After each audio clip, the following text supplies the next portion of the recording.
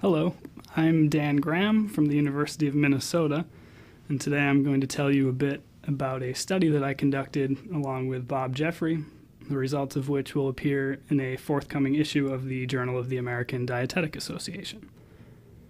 The article is titled Location, Location, Location, Eye Tracking Evidence that Consumers Preferentially View Prominently Positioned Nutrition Information.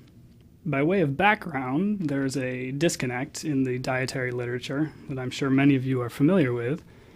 On the one hand, consumers are saying that it's important to them to eat nutritious meals and snacks, but then on the other hand, what they're actually doing is eating products that are high in calories, fat, sodium, sugar, etc. So I was wondering whether this disconnect had anything to do with consumers lacking the necessary information to choose healthy options. This led me to nutrition labels on the fronts of food packages. Nutrition facts panels are always available on foods, and they provide the information people could use to make healthy decisions. So perhaps consumers are not looking at them, or only looking at some parts of them, and not others. Previous research had asked consumers whether they looked at nutrition labels, and most people said that they do, but recent reviews of nutrition label research has suggested that these self-reported rates are probably inflated, suggesting that perhaps a more objective measure would be helpful to better understand whether and how people actually use nutrition labels. Some work has been done observing consumers in actual shopping situations to see whether they look at nutrition facts panels when they're in, say, a grocery store or supermarket. And while this methodology would allow me to see broadly whether a shopper looked in the direction of the nutrition facts, I wanted to gather some more precise data so I could see which specific components of the label participants looked at, if any. So what we did to objectively measure nutrition label use was we used an iLink 1000 eye tracking camera to monitor where individuals looked when they were making decisions about whether or not they would consider purchasing a food item. This camera has a very high sampling rate. It captures eye position 1,000 times per second, so we were able to see precisely how long, to the millisecond, participants spent looking at each line on the nutrition facts panel. And you can see here how it is positioned beneath and just in front of the computer monitor that the participant is using. This is the iLink 1000 here, and the red arrow is pointing out where the eye tracker is located. You're seeing a side view of it there because it's facing the participant's eye to monitor where he's looking as he looks at the computer screen. And here is just a zoomed in view again of where the eye tracker is located in relation to the computer and the participant. So there were just over 200 participants in this study, each of whom viewed 64 food items presented in random order. Here's an example of one of those food items shown as the participant would have seen it. So for each of the 64 foods, participants saw the price, product description, without any brand identifying information, and a photo of the product, its ingredient list, and the nutrition facts panel.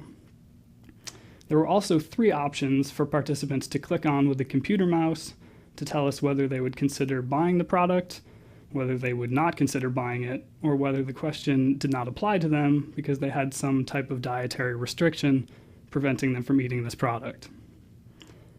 Now, while participants were looking at a screen like this over here in this room, the experimenter was over there in the other room looking at a very similar screen.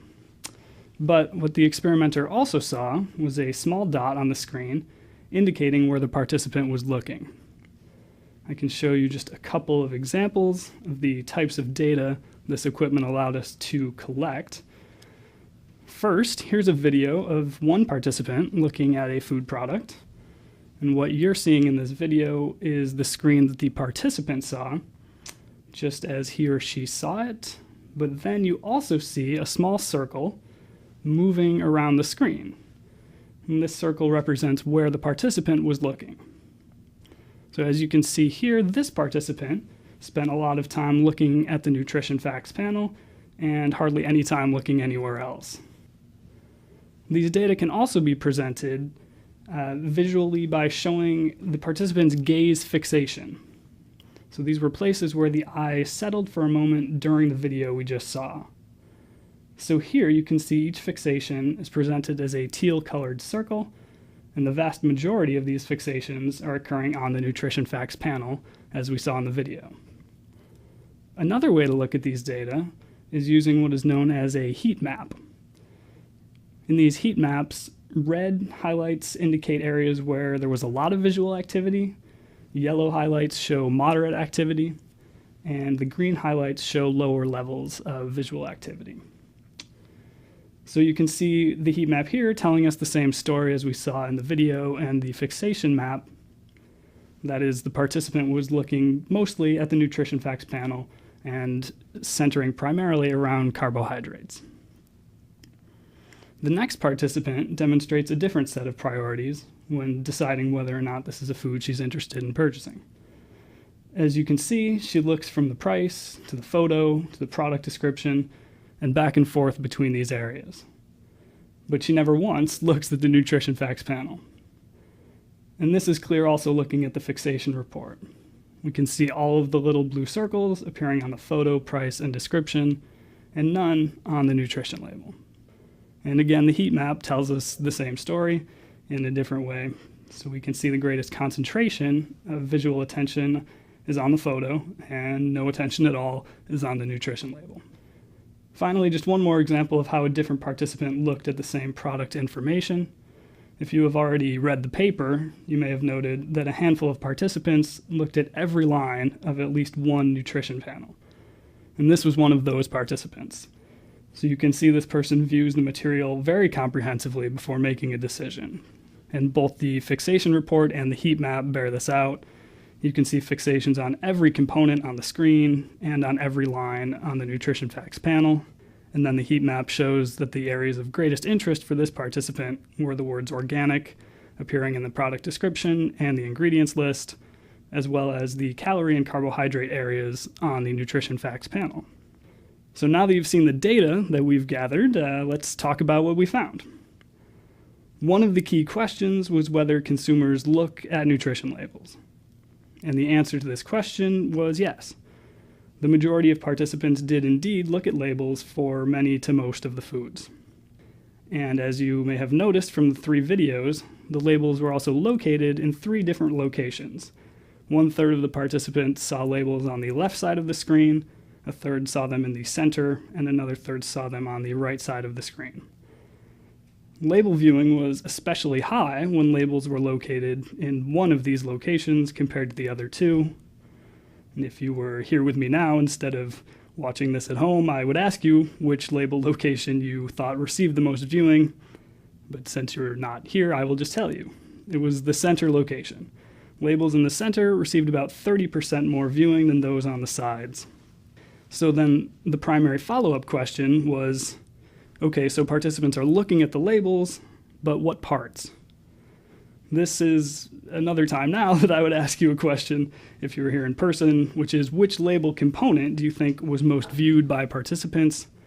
And I'm guessing most of you came up with the correct answer, which was calories. And which component was least viewed? Probably a lot of correct answers here as well. Vitamins and minerals were the least viewed components overall. Okay, so calories located here at the top and vitamins and minerals down here at the bottom were the most and least viewed sections respectively. So the question arose, were these differences in label viewing related to how important participants thought these nutrients were? In other words, were more people looking at calories because they thought calories were the most important and minerals the least important? Or were these differences related to the location of these nutrients on the label? We were able to address this question by comparing these participants' self-reports with the eye tracker data. Participants were asked how often they looked at particular label components, serving size, calories, total fat, trans fat, and sugar. And they were asked this in relation to both purchasing and consuming foods and beverages. So participants did say that they looked at calories and fat more than sugar, which the eye tracker data demonstrated, but they also said they looked at sugar just as often as serving size and trans fat information. The eye tracker data demonstrated that this was not the case. People were more likely to look at both serving size and trans fat than they were to look at sugar. This provided some evidence for a location effect. That is, people are more likely to look at nutrients that are placed higher up on the nutrition facts panel than those that are located lower down. And this was true even if they believed that those nearer the top and the bottom are equally important. So this work suggests that more people would see nutrition information if, instead of being located on the sides of food packages over here, it was instead located more centrally, perhaps on the front of packages here. And more people might see key nutrients, like sugar in this case, if instead of being located down near the bottom of the label, it was located higher up. Or alternatively, more people might see key nutrients if there were fewer total nutrients on labels. The average participant in this research looked at 5 nutrients, the top 5 on the nutrition facts panel. So maybe if labels contained fewer total items, all of them could receive consumer attention. So these results suggest that front-of-package nutrition labels could be an effective way for nutrition information to be seen by consumers. Labels are now appearing on the fronts of food packages in more prominent locations and featuring fewer nutrients, both of which are ways in which this research suggests the labels could increase consumer attention to nutrition. But of course, there are many designs of front-of-pack labels out there, and so in future work, we plan to use this eye tracking technology to see which labels or label components are most effective at attracting consumer attention. Thank you for listening, and if you have questions or comments, please email me at djgraham@umn.edu. Thank you.